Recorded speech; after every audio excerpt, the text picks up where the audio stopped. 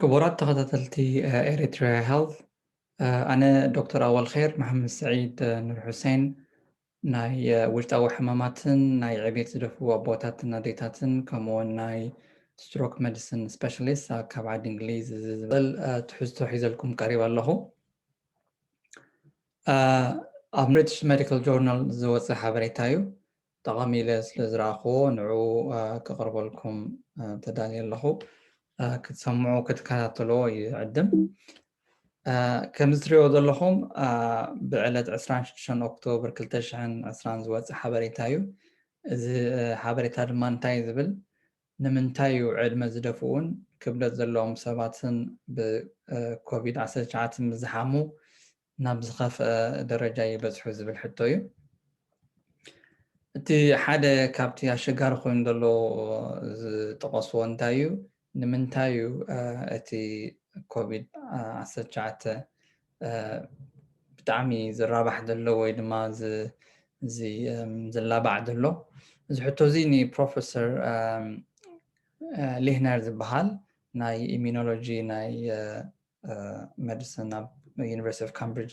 ተሓቲቱ ዝሃቦ መልሲ እዩ ሓደ ካብቲ ጠንቅታት ይብል እቲ ሰብ ቅድሚ ምሕማሙ እቲ ቫይረስ ተራቢሑ ይላባዕ ማለት እዩ ሕጂ እንታይ እዩ እቲ ቀንዲ ካልኣይ ሕቶ ክትሓቶ ዘለና ክንሓቶ ዘለና እንታይ እዩ ከመይ ደኣ እቲ ሰብ እንተደኣ ሓሚሙ እቲ ቫይረስ ሒዝዎስ ንምንታይ ደኣ ምልክታት ደይሩ እዩ ንምንታይ ደኣ ዘይሓመም ዝብል ሕቶ እዩ ፕሮፌሰር ፖል ሊህነር እንታይ ዝብል ዘሎ እቲ ቫይረስ ምዕቡል ቫይረስ ዓይነት ቫይረስ እዩ እንታይ እዚ ድማ ነቲ ናብ ነብስና ምስ ኣተወ ቀልጢፉ ንኸይፍለጥ ከይተፈልጠ ዝፀንሕ ስለ ዘሎ እዩ ኣብ ነብስና እዚ ካብቲ ፍሉይ ዝገብሮ ነቲ ቫይረስ እዩ ሕጂ ሓደ ካብቲ ክንገብሮ ዘለና ዝብል ሓበሬታ ዝሃቦ እንታይ እዩ ዋላ ዘይሓመመ ሰብ እንተደኣ ኣሎ ንዓቶም እውን ምምርማር ኣገዳሲ ይብል مقطع حتى خابتن قند حتوتات تقصناين انتا نزوم كبدت زلوم سبات سني نمنتاعهم كابت قندي تنقطات حماق عينت حمام ناي كوفيد 19 زحمو زبل حتى ازي ابناي اب جولاي وصناي بابليك هيلث انجلاند قربو حبريتان تايز بالنيرو سبات انتا بودي ماس اندكس بحال زمعكني ناي كبدتك مستناي قومتك تحايزو نزي أسفح بلخ قلت لكم غطيلة ندر نتكا بودي ماس إندكس كاب 35 سقاب 4 خوينو السو تراي تخبلتك كبيد بمخان التراي ناب موت سقاب 4 خميتي ناب مود يقلع عكات بكوفيد 19 مستحمم مالتي كابون لعل تخوينو كاب 4 نلعل تخوينو سقاب 9 خميتي توم سبات زحمو مسلم ناب موت يقلعو مالتي نزي حجيتي زسكيف زي حمام زي في اللايد ماني نخبرت دلوم سبات هذا خبت قندي كتنقو دلوم من نفسهم قال خلوهم دلوم من زحبري كالي تحطو انتها تاع عدمت بليا عدمسني نمنتايو كأن خبت انقطعتناي كبير زغن حمامنا كوفيد 19 زحم سبتنا عدما دفيو زبل حتو أمناي أمريكا تزحاب زوصو حبريتا كاب 10 سبات شمونت سبات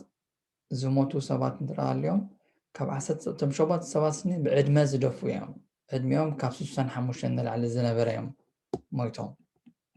10 سبات مويتهم تمشومات سبات عدميوم كاب 65 يوم نعدي إنجليز جن كاب 7 نلعلي 7 كون لعلي علم زخونو زيادة تتقع أن تقطع يخلو بكوفيد 19 إذا كانتي ناتو مخنيات نتايز بالحد مجلسي مستحاتة تريسي حصلت بحال ناي دايركتور ناي ندرتاتن ناي مكل خلنا نبستاتن تمارا مرة بيونيفرسيتي اوف مانشستر انتايلا عدمت رايسني أخولي وحدا خامت تنقطات نايتي كورونا فيروس زيادة قد كعكا زدماني أبكالوت فيروسات وناي كورونا فيروس دي وناي إنفلونزاون ይረኣዩ ዕድመ ዘለዎም ሰባት ዝያዳ ይጥቅዑ ሓደ ካብቲ ቀንዲ ምክንያታት ዝበሃል ድማኒ ምስ ዕድመ ምስ ትደፍእ እቲ ናትካ ናይ ምክልኻል ተኽእሎ ይደክም ይኣርግ ከም ክንብሎ ንኽእል ማለት እዩ ሕጂ እቲ ናትካ ናይ ምፅዋር ተኽእሎ እንታይ ይበሃል ኢሚዩን ሰነሽንስ ይበሃል እዚ ድማኒ እቲ ናትካ ምፅዋር ስኒ ይኣርግ ምስቲ ዕድሜኻ ማለት እዩ ሓደ ካብቲ ንምሳሌ ዘቕረበቶ እንታይ እዩ ሓንቲ ኣካል ናይ ነብስና ታይመስ ትበሃል ማለት እዩ ኣብ መንጎ ልዕሊ ለብናን ከምኡውን ኣብ መንጎ ሳእምቡናን ትርከብ ማለት እያ እዚኣ እቲ ናይ መፃወሪ መሳርሒ ትሰርሕ ኣካል እያ እዚኣ እቲ ናታ ዓቐን ይንእስ ትጭምደድ ወይ ትንእስ እንደገና እቲ ናታ ተውፅኦ ተፍርዮ እቲ ናታ ቲስል ዝበሃል ማለት ድማ ይውሕድ እዚ ድማ ሓደ ካብቲ ጠንቅታት ናይ ዕብየት ዘለዎም ሰባት ዝጥቅዕሉ ምክንያታት ክኸውን ይኽእል ማለት እዩ ምዝ ተታሒዙ ሕቶ እንታይ እዩ እሞ ዕድመ ንዘለዎም ሰባት ስኒ እቲ ቫክሲን ምስ ተዋህቦስ እቲ ናቱ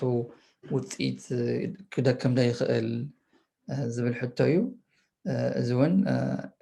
ክደክም ይኽእል እቲ ናቶም ዘውፅዎ ዘፍርይዎ ናይ መከላኸሊ ስኒ ትሑት ክኸውን ይኽእል እዩ ከምቲ ሓደ ንእሽተይ ወጣት ከም ከፍርዮ ዝኽእል መከላኸሊ ክትባት ምስ ተዋህቦ ከየፍርዩ ይኽእሉ እዮም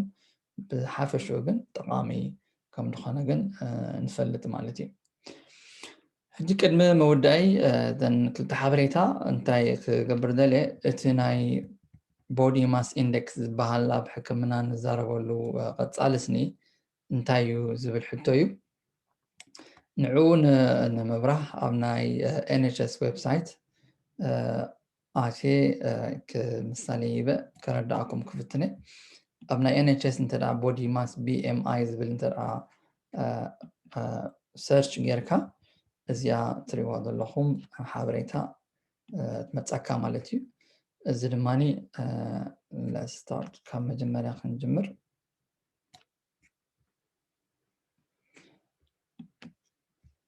እንጂ እዚኣ ትሪእዋ ዘለኹም ብዛዕባ healthy weight እንታይ ምዃኑ ትሕብር እያ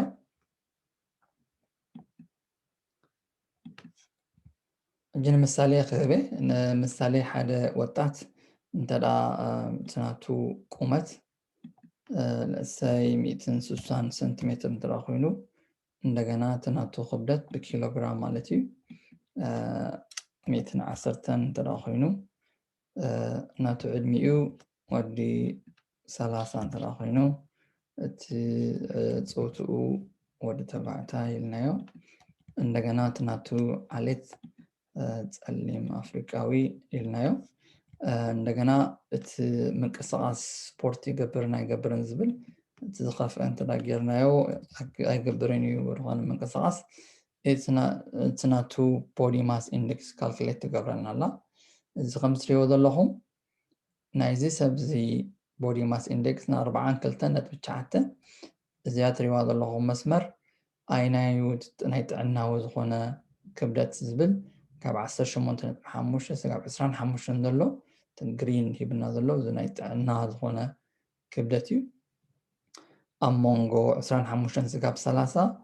እዚ ናይቲ ዝያዳ ኦቨርዌይት ንብሎ ማለት እዩ ካብኡ ንላዕሊ ናብ ኦቤዚቲ ዝበሃል እቲ ዝያዳ ክብደት ዘለዎም ሰባት እዮም ሕጂ ናይ ሰብ እዚ 42.9 ኮይኑ ምስኡ ተተሓዘ ኣብ ናይ NHS ናይ ናሽናል ሄልት ሰርቪስ ናብ ናይ ዓዲ እንግሊዝ እንታይ ክኸውን ከም ዘለዎ እቲ ናቱ ሚዛን ይነግረካ እንታይ ክትገብር ከም ዘለካ ክንደይ ክብደት ክትቅንስ ከም ዘለካ ክንደይ ምግቢ ዓይነት ክትበልዕ ከም ዘለካ ሓበሬታ ይህበካ ማለት እዩ እዚ ብሓፈሽኡ እቲ ናይ ከመይ ጌርና እቲ ናትና ቦዲ ማስ ኢንዴክስ ንምፍላጥ ዝብል ሓበሬታ እዩ ነዚ ብምክታልኩም ይቐኒየለይ ብተመሳሰሊ መደባት ስጋብ ንራኸብ ኣብዚ ይውድእ ማለት እዩ Thank you.